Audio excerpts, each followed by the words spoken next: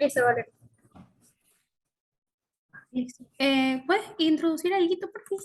Sí, no hay problema. Esperamos un ratito. Bueno, buenas noches, profesor. Eh, Este es un trabajo correspondiente a la materia de geografía humana, como le explicamos en el correo.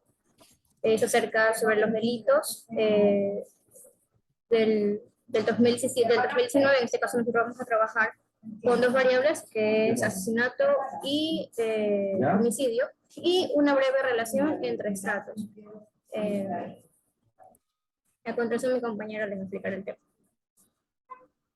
Bueno, como es de observar, tenemos la data de delitos del año 2019 proporcionada por la Policía Nacional. Entonces, vemos que podrías bajar rápidamente, más o menos. Creo que se han reportado, te podrías ir al final de la tabla, porfis. Son como 2000 y algo de datos. Sí, o sea, la tabla es bien extensa para el año 2019. Bueno, cosa sorprendente, ¿no? Cosa sorprendente. Sabemos que a estas alturas es muy probable que haya avanzado. Ya desde ahí tenemos como que un panorama medio complicadito, diría yo, porque de por sí, o sea, el delito no decrece, el delito como sí no decrece. Por su parte, le preguntaría, ¿cuál es su consideración sobre el estado actual de seguridad que se vive en una sociedad que sabemos que siempre está en constante cambio? A ver, voy a intentar mostrar una perspectiva de carácter general en relación con la temática, porque he estado también reuniéndome con otros chicos y tengo ya una perspectiva del problema que se quiere abordar. En primer lugar, me parece señalar que es relevante que en la Escuela de Sociología se haya introducido el uso de herramientas georreferenciadas, porque esto no se hacía en la Escuela de Sociología. Y la georreferenciación permite, número uno, graficar los problemas en, en relación con el territorio. Número dos, tener una información visual. Número tres, hacer procesamientos matemáticos que permitan eh, desarrollar esquemas interpretativos. Ahora, cuando nosotros hablamos de la georreferenciación, estamos usando una herramienta de carácter descriptivo, lo cual me parece a mí interesante disponer de una buena herramienta para hacer investigaciones de carácter descriptivo. Pero la investigación no tiene dos opciones, lo cuantitativo y lo cualitativo. Y yo solía decir en clases de que, de hecho, eh, lo que los investigadores hacemos es establecer un énfasis. Cuando decimos que es una investigación cuantitativa, tiene componentes cualitativos ineludibles, y a la inversa, en una investigación cualitativa voy a necesitar también datos cualitativos. Ahora, cuando yo miro los gráficos, tengo una referencia visual, y lo que estoy estableciendo o lo que estoy identificando es que hay comportamientos diferenciales de los diferentes grupos. Entonces el sociólogo tendría que preguntarse por qué razón los diferentes ámbitos territoriales tienen comportamientos diferenciales. Entonces yo tengo que emitir hipótesis, identificar categorías y variables y empezar utilizando herramientas cualitativas como la entrevista en los grupos locales, empezar a hacer averiguaciones para tener las explicaciones. Porque pueden haber dos territorios contiguos que tienen comportamientos diferentes. Ahora, en el ámbito del procesamiento de la información, yo puedo hacer el esfuerzo, por ejemplo, de establecer tipologías. Los tipos son maneras, formas de clasificar en función de determinadas homogeneidades. ¿Qué es lo que me permite establecer estas caracterizaciones? Ver cuáles son los asuntos o los temas, los comportamientos comunes, y cuáles son los comportamientos que no son comunes. Pero si yo logro identificar lo que no es común, tengo que hacer las averiguaciones correspondientes, o sea, tener una explicación. Ahora, en relación con la situación de violencia en Guayaquil, que se ha vuelto, yo diría que Guayaquil en este momento está viviendo una tragedia social. Pero yo les comentaba a los otros chicos y les decía, la situación que vive Guayaquil en este momento es como la que vivió Medellín en Colombia en los años 80, justo cuando hubo la irrupción de Pablo Escobar como el cartel de Medellín. Y había una violencia terrible, habían hasta, yo no sé, a veces 5 o más personas asesinadas. Y en este momento Medellín es una ciudad pacífica, eh, es uno de los polos de desarrollo más importantes que tiene Colombia. Y la pregunta es, ¿qué hicieron? Primero, la sociedad, eh, la sociedad de Medellín tomó conciencia de que eso no podía seguir, de que algo había que hacer.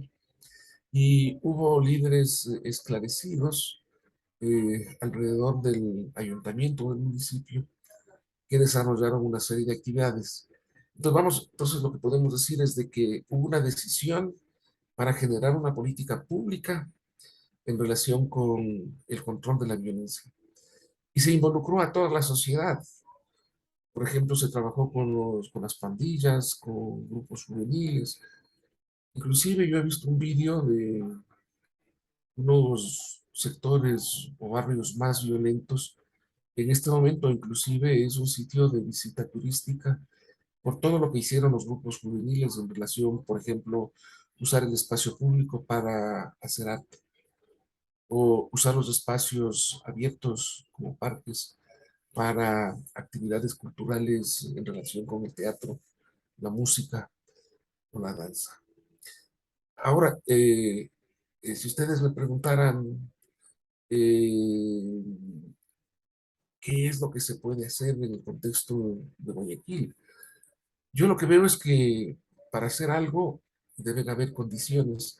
Y lo que yo observo es que en Guayaquil en este momento hay una implosión. Una implosión es una explosión hacia adentro. Hay una quiebra de la estructura societal. Inclusive, yo creo que se podría utilizar una categoría explicativa que es la anomia. La anomia es la pérdida de referentes culturales, de valores en el ámbito de la estructura social. Y me da a mí la impresión de que eso es lo que ha sucedido o lo que está sucediendo en el caso de Guayaquil. Porque, número uno, las instituciones no están funcionando. Es que hay un colapso de las instituciones. ¿Qué hace el Ministerio de Educación con sus centros educativos? Yo no sé si están haciendo actividades con los chicos en relación con la situación de violencia.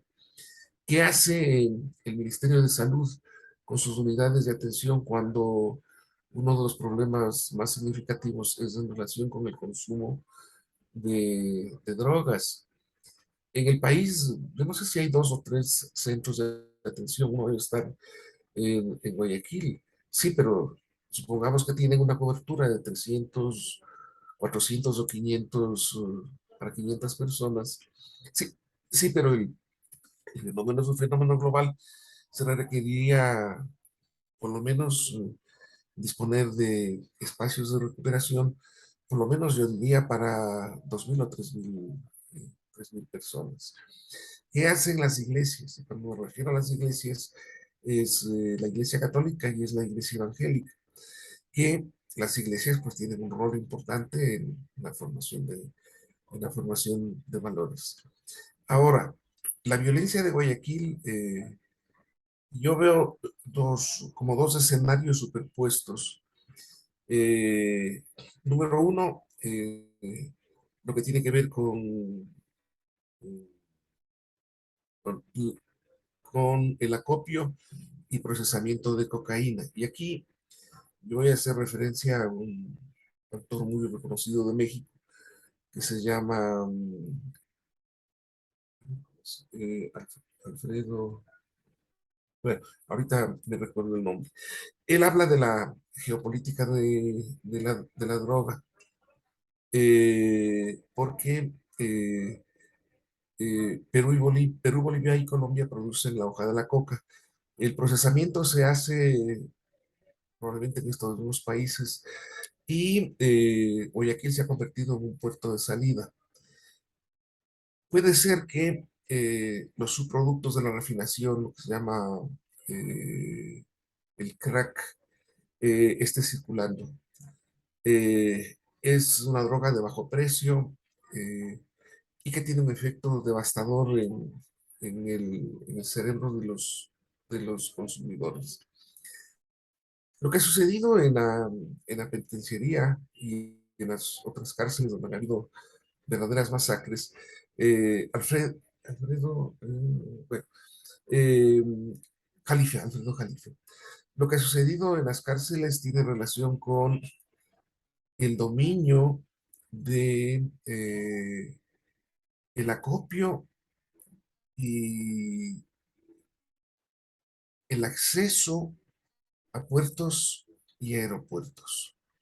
Porque primero hay que considerar de que la cocaína es un producto de alto precio.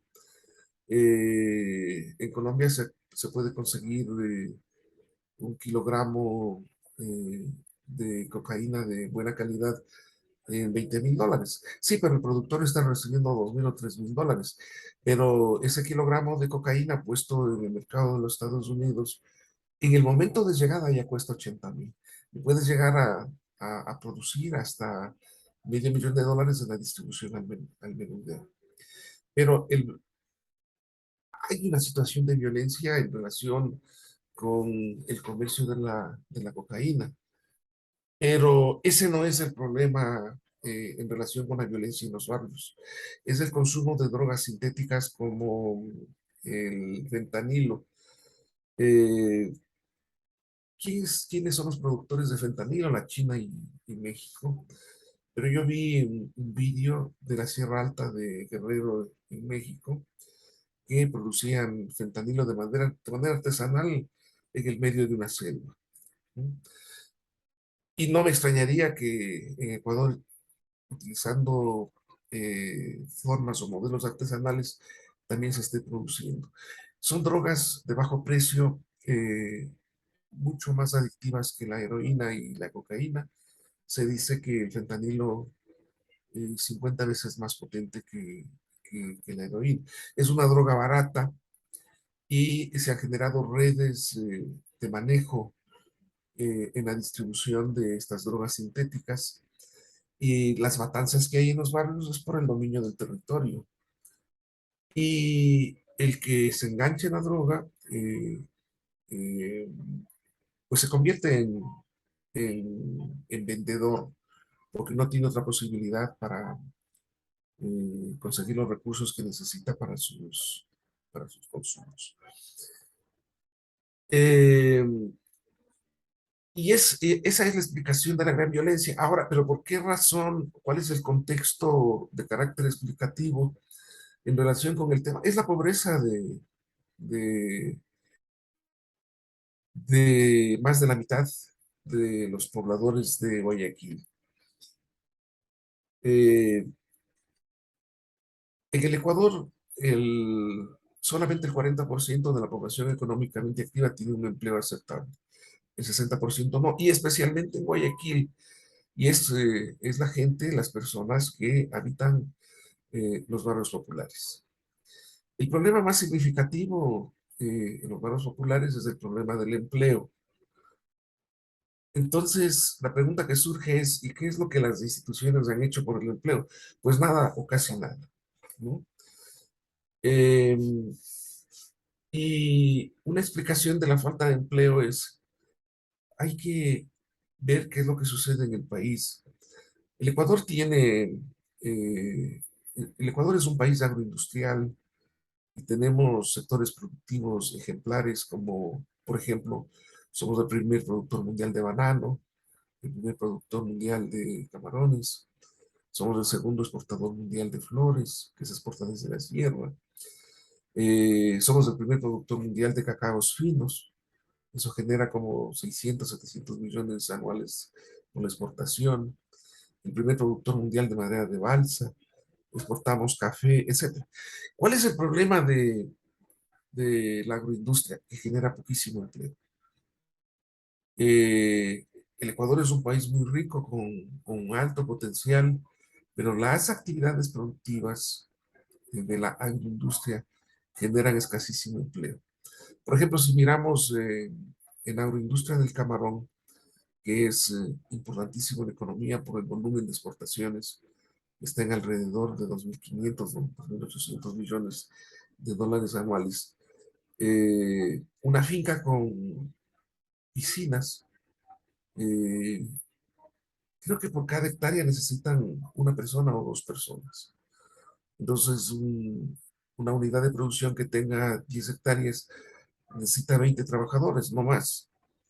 Y más bien, hay otros trabajos como los que están en el área administrativa o los que están en el ámbito de la seguridad, porque hay mucho, los delincuentes entran a robar el camarón a, a las fincas o asaltan los transportes, sean eh, por el río con canoas, o sea, en los camiones frigoríficos.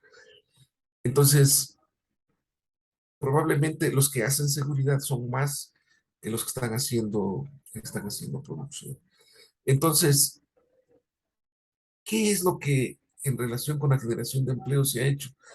Pues nada, casi nada, ¿no? El SECAP, el Servicio Ecuatoriano de Capacitación Profesional, debería ser de las instituciones más importantes en la generación de empleo. Sí, pero ahí está como un pequeñito proyecto con escasísimo impacto. ¿Qué es lo que en este momento las autoridades están planteando para controlar? Primero, lo que se observa es de que no hay claridad respecto al problema. Número dos, creen que la solución es una solución punitiva. Entonces meten el ejército, la policía. Sí, pero cuando salga el ejército de, de, de sociovivienda, vamos a regresar a la situación anterior. La señora alcaldesa dice, no, es que el municipio ha entregado 50 camionetas, está bien, pero eso no es política social, es simplemente facilitar vehículos para la movilización de la policía o del ejército. Entonces, no, el problema es que no hay política social. Eh, lo que hace, por ejemplo, el MIES son pequeñitos esfuerzos que exclusivamente tienen el carácter demostrativo. ¿Qué hace el Ministerio de Educación en el ámbito de la prevención? Pues yo no sé, habría que averiguar. Probablemente han introducido la temática en el currículo escolar. ¿Qué hace el Ministerio de Salud a través de sus unidades de atención? ¿Quién está atendiendo a los cientos, miles y decenas de miles de chicos enganchados al consumo del fentanilo y otras sustancias? Eh, en todo el país deben haber 2 o 3 centros de atención para la drogadicción, pero en Guayaquil probablemente hay uno. Y yo en este momento estoy recordando en Estados Unidos el consumo de fentanilo es uno de los más graves problemas de salud pública. El año pasado murieron 120.000 personas. Se calcula que ya han muerto en los últimos años cerca de 1 millón de personas. Eh, no han podido parar el ingreso de esta droga por la frontera mexicana. Hay discusiones en los Estados Unidos para declarar a los traficantes de fentanilo de asesinato. Ahora, tampoco Estados Unidos está trabajando sobre el tema del consumo. O sea, también tienen ellos estrategias punitivas. La DEA persiguiendo a los traficantes, eh, las aduanas persiguiendo el comercio la introducción de la droga a través de la frontera mexicana. O sea, tampoco hay una visión integrada del problema, menos aún en el caso del Ecuador. A mí me parece bien, a ver, cuando yo miro estos gráficos y digo, esto es para una investigación cualitativa, si yo tuviera que procesar la información, yo intentaría hacer eh, unas tipologías y hacerme preguntas para ver si la información disponible es suficiente para establecer un diagnóstico. Pero la investigación es cuantitativa, entonces el siguiente paso debería ser hacer un acercamiento a las unidades territoriales en donde he identificado los diferentes grupos y los he caracterizado para hacer encuestas y grupos locales en la perspectiva de buscar explicaciones. Ahora, si yo tengo que hacer una visión global de la temática que no solamente involucra los barrios populares de Guayaquil, la ciudad de Guayaquil, sino todo el país, pues entramos a esto que es la geopolítica de la droga, donde eh, Bolivia, Perú y Colombia son los mayores productores de la hoja de coca. Varios puertos, incluyendo el puerto de Guayaquil y también el de Manta, son puertas de salida para la exportación de la droga a los Estados Unidos y a Europa. Eh, Establecer la diferenciación entre la dinámica de la cocaína y la dinámica de las drogas de síntesis química. Señalar de que en este momento no hay una política pública clara, estructurada y que esté respondiendo adecuadamente a la situación. Esto, el tema de la violencia relacionada con la droga, yo veo que ha generado una implosión social, una explosión hacia adentro. Hay una quiebra de todo, de las instituciones gubernamentales, hay una incapacidad de, de reacción. Por ejemplo, yo diría, ¿y qué hace la academia? ¿Qué hace la Universidad de Guayaquil para esclarecer este gravísimo problema? Yo veo que este es uno de los primeros esfuerzos impulsados por el profesor Aroca. Sí, pero ¿qué hacen las facultades de la universidad y de las otras universidades en función de, número uno, tener diagnósticos bien hechos? Número dos, diseñar políticas para que las instituciones gubernamentales eh, eh, puedan responder a la gravísima situación que en este momento tiene la ciudad.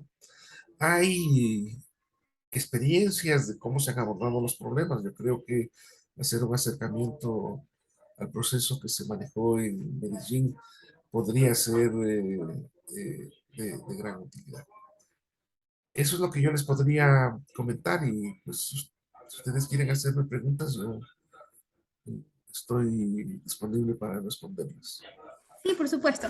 ¿Podrías mostrar los datos de estratificación que hemos escogido? Por su parte, tenemos escogidos estratos, un estrato medio inferior, que refiere a la zona sur, que comprende esteros y floresta. Después he escogido otro estrato medio típico, que comprende las zonas del Cisne, Suburbio y Venezuela. Estratos de la zona sur de la ciudad. Más abajito, con los datos de Rubí, ella ha escogido por su parte un estrato medio típico, podría decir yo, de centro sur, no sé si me puede corregir. Y el siguiente, es el estrato de superior. Para Ya, los... ahora, verá, para establecer los estratos, al primero hay que tener claramente definidas cuáles son las variables, los indicadores sobre los cuales voy a trabajar. Y a partir de la información que se obtiene de los datos, por ejemplo, de la policía o de otras instituciones, eh, poder definir estos ámbitos territoriales que ustedes les llaman estratos, que son ámbitos territoriales con comportamiento específico. Y la pregunta ahí es, ¿qué es lo que hace que, por ejemplo, el estrato B plus y cualquiera de los otros, cuáles son las caracterizaciones de cada uno de los estratos en función de los datos que se obtienen? Es indudable de que eh, los problemas en relación con el consumo de drogas en la floresta son diferentes a los de sociovivienda, es indudable. Sí, pero yo puedo identificar que son diferentes, pero tengo que explicar y por qué son diferentes. Son diferentes en función de las características socioeconómicas, los niveles educativos, la inserción en el Con mercado respecto a eso, ocupacional. leí hace un tiempito atrás, como parte de la sesión de geografía, hablaba sobre estos estratos, los medios, son los que tienen un acceso, por decirlo así, con respecto a sus características socioeconómicas, tienen un acceso limitado a los servicios básicos. Para ellos, digamos que las fuentes de acceso a una vida digna es media, es limitada. Se consigue por otros medios, se consigue por medios informales. Ahora, Entonces, escúcheme, verán. Los datos de caracterización socioeconómica en relación con acceso a los servicios de salud, de educación, de agua, alcantarillado, electricidad, de acceso por, por carretera, etcétera, hay que correlacionar con los datos que se obtienen en relación con los problemas que ustedes están abordando, que en este caso es el problema de violencia con el efecto en crímenes en general, Sí, ¿cierto? asesinatos y homicidios. Pero ahí hay una variable explicativa, ineludible, que es el tema de la droga. Pero yo les he demostrado a ustedes que hay superpuestos dos escenarios que tienen relación. Número uno con el acopio y transporte y, y exportación de cocaína, que tiene una dinámica específica al cual están ligados los grupos mafiosos de México, fundamentalmente, los carteles de Michoacán, los Zetas, etcétera, etcétera, ¿no? Y después tenemos el consumo, la distribución y el consumo de drogas sintéticas, donde entra el fentanilo, que son drogas de bajo precio y que se ha logrado generar una inmensa red de distribución.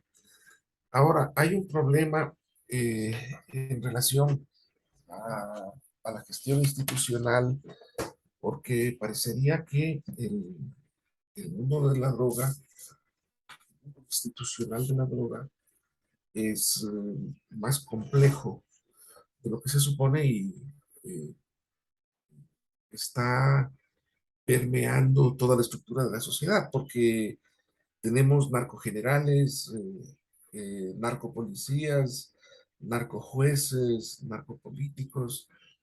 ¿Cómo es explicable que el señor Jordán, que es un traficante de drogas, le encontraron barras de oro y le encontraron 7 millones de dólares? Y sucede que este señor, que tiene un palacete en Miami, pues ahí estaba el señor Aleaga, que es del partido de Correa. O sea, hay una imbricación ineludible con política. Eh, Cuando Correa eliminó la base de Manta, eh, los problemas de tráfico de drogas se agudizaron. En 11 años de gobierno de Correa se incautaron 60 toneladas de droga. Y en 2 años de gobierno de Lazo se han incautado 200 toneladas y más. Eh, Se compraron los radares chinos. Oh, sorpresa, no le compraron al gobierno chino, sino compraron a una empresa china. Y sucede que nunca funcionaron los radares. Y se instaló un radar recientemente en el cerro, en Montecristi, en el cerro de Montecristi, siendo que ese es un recinto militar. Oh, sorpresa. Estando bajo la custodia de los militares, dinamitaron el radar. Yo no sé si está funcionando. Entonces hay una imbricación ineludible de los carteles de la droga con todo el aparato institucional nacional. Narcogenerales, narcopolicías, narcojueces, narcopolíticos, partidos políticos como el del señor Correa, involucrados con determinadas figuras en, en el negocio de la droga. El señor Correa no ha dicho nada de que su asambleísta Aliaga haya estado en la casa de uno de los narcotraficantes más importantes del Ecuador y residente en Miami, pues ahí tomándose unos whiskycitos, pues supongo que haciendo negocios. Entonces, eso es lo que yo les puedo señalar. Y, a ver, si yo como sociólogo quiero averiguar un problema, número uno, tengo que tener una adecuada caracterización del problema. Número dos, entender el entorno en el cual estoy ubicado. Número tres, establecer una clara definición de categorías y variables. O sea, responder a la pregunta y qué es lo que yo quiero averiguar. De ahí recoger información de la que proporcionan las instituciones para obtener un perfil descriptivo del problema. Y el siguiente paso es hacer averiguaciones cualitativas con el uso de herramientas de la investigación cualitativa en la perspectiva de poder responder a las preguntas de la investigación que tienen relación con la naturaleza del problema que queremos averiguar para tener información que me permita el diseño de las políticas sociales, de control del gravísimo problema del narcotráfico y de la violencia. Ahora, claro, podemos hacer averiguaciones mucho más específicas en relación a lo que ustedes señalan acá, la naturaleza de los asesinatos y del sicariato y de los feminicidios. Yo diría que son, visto en la perspectiva de la teoría de sistemas, son subsistemas de un mismo problema que tiene relación con el deterioro de las estructuras sociales, con una quiebra de la institucionalidad, eh, que están haciendo de Guayaquil una ciudad inmanejable. ¿Me pueden hacer más? ¿Me pueden hacer Sí, otras por supuesto. preguntas? Hasta ahora, bueno, yo lo creo, logro identificar una variable, el poder. Sabemos que se agudiza la movilización de droga, que ya es un plan muy estratégico a estas alturas. Entonces, si la movilización y el plan estratégico de la droga aumenta, el poder aumenta. ¿En manos de quién ha estado el poder? ¿En manos de quién ha estado el poder actualmente? O quién ha estado en el poder todo este tiempo? A ver, bueno, es que el poder político gira o tiene relación con la gestión de los partidos políticos, pero más allá de los partidos políticos, hay lo que se denomina el Estado profundo. ¿Quiénes son los que realmente manejan eh, el país? Y vamos a identificar a grupos económicos grupos económicos que son los que manejan la economía. Sí, pero también el negocio de la droga está imbricado con los grupos económicos. Muchos de los individuos que han sido encausados e inclusive han llegado a la cárcel han estado vinculados a los grupos mafiosos en el manejo de la droga. Yo me recuerdo hace tiempo que había un importante banco, ¿cómo se llamaba? Bueno, ahorita no me recuerdo, que era un banco fundamentalmente en Quito. Sí, pero ese era el banco de los narcotraficantes. Y el gerente del banco era un contraalmirante, un militar en servicio pasivo. Entonces, Profesor, mil sí, disculpas, interrumpiéndolo, en menos de un minuto podría estar acabando la reunión como para que se mantenga ya, la idea. ya. Entonces, a ver, esa no es una pregunta que suponga una respuesta fácil, ¿no? Eh, yo prefiero, siguiendo algunos autores, una perspectiva de explicación multidimensional. Intentar mirar el problema desde la economía, la sociología, la política, ver cómo funcionan los diferentes sectores productivos, cómo el negocio de la droga impacta en estos sectores, intentar mirar lo que sucede en el Ecuador, pero también lo que sucede en otros países. Eso es lo que nos va a permitir un acercamiento, yo diría, mucho más rico y matizado para entender, explicar.